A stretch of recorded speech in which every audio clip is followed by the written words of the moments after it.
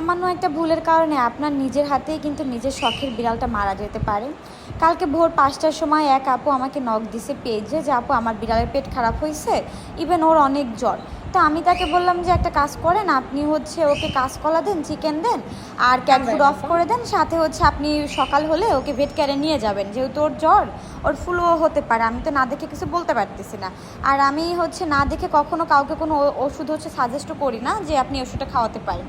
তো ওই আপু আমাকে 5 মিনিট পরে রিপ্লাই দিল যে আপু আমি এক আপুর কাছ থেকে শুনে আমি ওকে নাপা খাওয়াই দিছি। আমি বলি নাপা বলতে?